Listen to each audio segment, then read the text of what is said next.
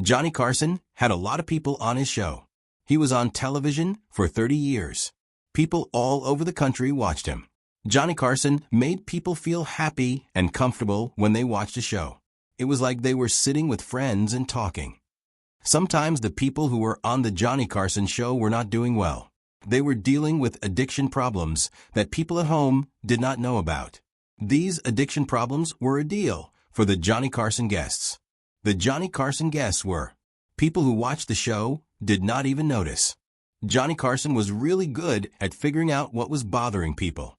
A person who used to work with him on The Tonight Show said this. They worked together for a time more than 10 years. Johnny Carson could usually tell when someone was drinking much or taking drugs to feel better. He knew when people were hurting or feeling anxious inside. Sometimes Johnny Carson would help his guests by changing the subject to something to talk about. Times he would ask questions in a gentle way to get to the truth without hurting anyone's feelings. Johnny Carson did this so people would feel safe when they were on The Tonight Show with him. The television historian said that Johnny Carson was really good at making drunk guests seem okay. He would jump in with a joke when they started talking much, or would quickly change the subject when things started to get bad. Most people watching television did not know that Johnny Carson was saving the show from getting out of hand on television. Johnny Carson was doing a job of fixing things when his drunk guests were saying things they should not be saying. Number 1, Richard Pryor. Richard Pryor was a funny guy, but he had a lot of problems. When Richard Pryor went on Johnny Carson's show, people saw something they had never seen before. Richard Pryor talked fast and said things that made people think about the world. He was also very good at making jokes about the things that happened to him, and that made people laugh.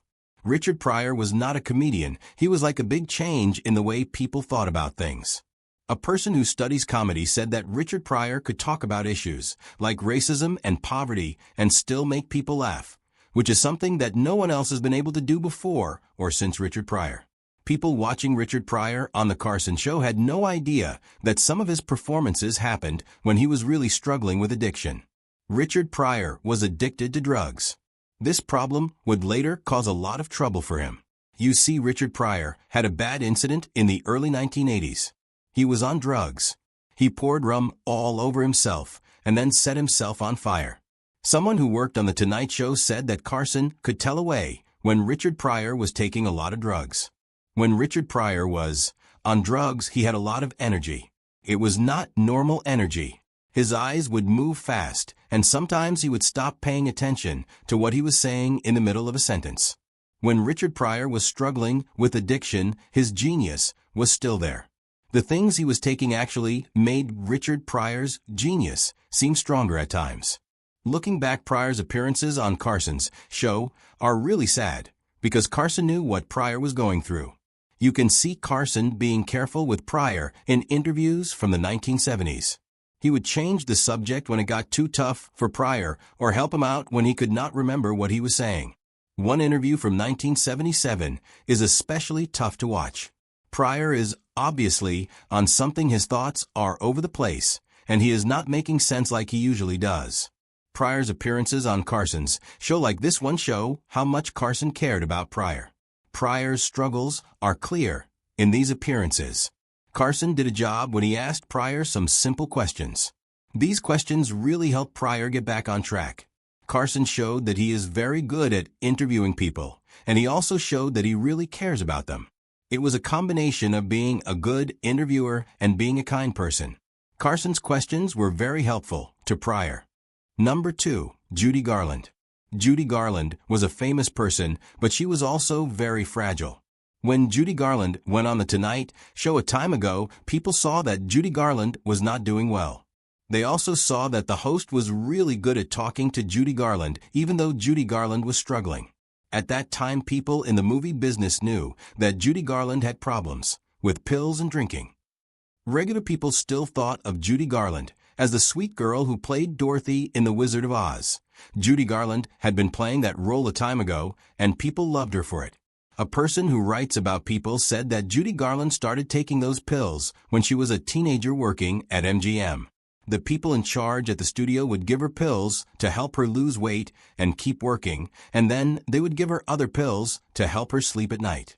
By the time Judy Garland was on Johnny Carson's show, she had been taking these pills for 30 years. When Judy Garland was on the show, it showed that Johnny Carson was a person of making fun of her. When she did not make sense or talk slowly, he made sure she felt safe and comfortable. He would help her out when she got confused or her words were not clear. The way Johnny Carson handled a 1964 appearance with Judy Garland is an example of how he did things. Judy Garland came on the show. You could tell something was wrong with her probably because she had been drinking too much and taking too many pills. Johnny Carson saw what was going on. He changed the way he was talking to her right away. He started asking her questions, and he laughed really nicely when she said things that did not make sense. He also helped the audience focus on him when Judy Garland seemed confused. A person who studies television shows said that Johnny Carson showed everyone what it means to be kind and professional. When the cameras were not rolling, Johnny Carson was actually really mad. Not at Judy Garland, but at the people in charge of the movie studios who had helped her get addicted to things. He thought of her as a person who got hurt by the Hollywood system, not as someone who did something. This way of thinking about her changed the way he acted around her when they were on television. He saw her as a victim of Hollywood's machinery. That is what made him treat her that way. Number 3. Dean Martin. Dean Martin was a man who could drink a lot and still do his job. When Dean Martin walked onto Carson's stage with a drink in his hand, people thought he was the guy around. Dean Martin seemed like a guy who did not worry about anything, who was always laid back and never got serious. Someone who wrote about Dean Martin's life said that he worked hard to make people see him this way. Dean Martin was so good at playing the part of a guy who was still charming that it was hard to tell what was real and what was just an act. Martin liked to drink a lot. When he was on stage, it was mostly an act. He wanted to look like he was drunk, so people would think that was part of the show. After a while, it was hard to tell what was real and what was just part of the act. By the 1960s and 1970s, doctors who helped people with addiction problems said that Martin was a functioning alcoholic, which means he could still do his job even though he was drinking much. Martin, the functioning alcoholic, could perform on stage and do his job, but it was affecting him in ways that people did not see. Like he was lonely, he did not feel things like he used to. His body was getting weaker. Martin was on The Tonight Show a lot. You could see that he and Carson had a pretty interesting thing going on between them. Martin and Carson both had problems with drinking. Someone who studies television shows noticed that Martin and Carson did not really talk about this issue. When Martin made jokes about drinking, Carson never said anything to him about it. They just have looked at each other and smiled, like they both knew what was really going on, but they did not want to make the people watching feel uncomfortable. Martin and Carson had this unspoken understanding, and the Tonight Show audience was none the wiser. Number 4. Truman Capote, the literary butterfly with broken wings. When Truman Capote sat down in Johnny Carson's guest chair, people saw something interesting on The Tonight Show. Truman Capote was a man with a very unique voice and a big personality, which made him really fun to watch on television. Sometimes Truman Capote was very smart and charming. Other times he was very open and honest about his feelings, which made people who watched him feel happy and a little uncomfortable at the same time. Truman Capote was an interesting person to watch on The Tonight Show with Johnny Carson. This guy who knows a lot about literature and studied Truman Capote on television said he was really good on TV. Truman Capote had a smart mind and a funny sense of humor, but he always said what he thought. He would say things that other people would not say, like secrets about Hollywood and stories about writers, like it did not matter what people thought of him. Truman Capote just talked about things that most people would not talk about. That is what made him so interesting to watch on television. Truman Capote was a unique person, and people liked watching him on TV because he was always honest, even if it was not what people wanted to hear. Most people who watched Truman Capote on The Carson Show had no idea that Truman Capote was going through a time with drugs and alcohol when he appeared on the show. This happened a lot in the mid-1970s. Truman Capote had just written In Cold Blood, and people were talking about the black and white ball that Truman Capote threw. This was when Truman Capote was at the top of his game, socially. Truman Capote had also started to have some big problems with alcohol and pills and cocaine. These problems would eventually hurt Truman Capote's ability to write, would even contribute to Truman Capote's death. Someone who worked on The Tonight Show said that Carson could always tell when Truman Capote was not sober. The man had a stare in his eyes. He was slurring his words badly. What really caught my attention was the way he was talking. He was being really reckless with what he was saying. His comments were usually funny and honest. This time, they were going too far. The things he was saying could get him into trouble. His words were not just funny anymore, they were potentially hurtful. The man's commentary was becoming really dangerous. There were times when Carson wanted to protect people. He would stop Capote from telling stories that were not suitable by making a joke at the right time. At times, Carson would quickly change the subject or say it was time for a commercial break when Capote did not seem well. One time in 1979, Capote started telling a story about Jackie Kennedy that was getting out of hand. Carson saw that this could hurt someone and that Capote could not stop himself, so he calmly changed the subject by asking Capote about the book he was working on next. The person who did the interview with Capote did a great job. They asked questions that were meant to keep Capote from saying things that might get him into trouble. It was clear that the interviewer wanted to protect Capote from himself. What made the relationship between Carson and Capote sad was that Capote knew what Carson was trying to do. When Capote was not in a good state, you could see him feel thankful when Carson helped him stay out of trouble. Number 5. Elizabeth Taylor, the violet-eyed survivor. When Elizabeth Taylor was on Johnny Carson's show, people saw a Hollywood star. Elizabeth Taylor was very beautiful. Her personal life was always in the news. She was also a big star. This made her seem like a legend. A person who studies movies said Elizabeth Taylor was a true icon.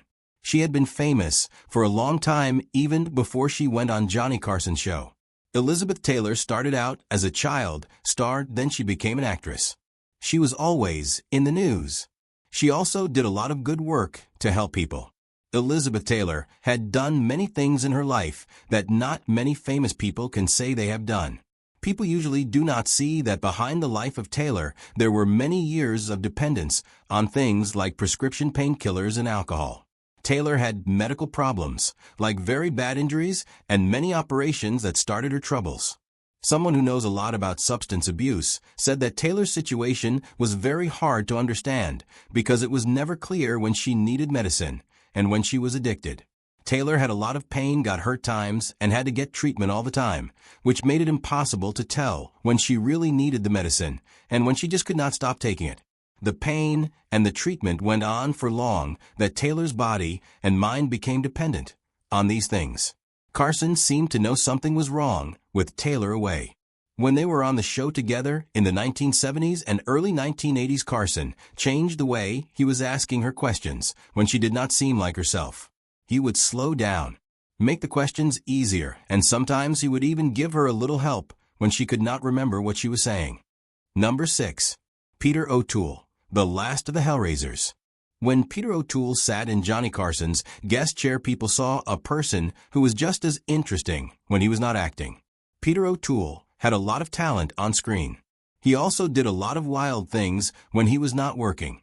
He had eyes that seemed to see through you, a voice that demanded attention, and he was very dramatic. Peter O'Toole was part of a dying group of actors who liked to live life to the fullest. Someone who studies movies said Peter O'Toole was one of the last great actors who liked to have a good time. He was part of a group that did not think drinking was a thing, they just thought it was a normal part of life. Peter O'Toole and these actors liked to drink and have fun all the time. O'Toole did not try to hide that he had been drinking. He was not ashamed of drinking. It was a big part of who he was. When O'Toole was on the Carson show, he would often drink there on the show and talk about all the crazy things he did when he was drunk. Carson did things differently with O'Toole. Of trying to cover up the fact that O'Toole had been drinking, he would just go with it.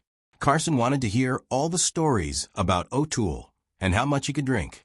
O'Toole was famous for being able to drink a lot and still be funny and charming. Number 7. Johnny Cash, the man in black's darkest shadows. When Johnny Cash was on The Tonight Show with Johnny Carson, you could tell he was someone. His performances on that show are still some of the best music moments on television. A person who studies music said Johnny Cash was a big deal because he was able to mix his beliefs, his desire to challenge the rules, his willingness to talk about his mistakes, and his honesty all together in his music. Even though Johnny Cash seemed so strong, he was actually fighting a long and hard battle with addiction. Johnny Cash had to take some medicine to get through his really tough tours. He started taking amphetamines and barbiturates to keep going. After a while, Johnny Cash was taking too much of this medicine, and it was really hurting his body and mind. When Johnny Cash was not doing well, his friend Carson would help him out. Carson would ask Johnny Cash questions and keep the conversation on track so Johnny Cash could get through the interview without people seeing how sick he really was. What makes Johnny Cash's Tonight Show legacy special is that you can see him change from being addicted to getting better.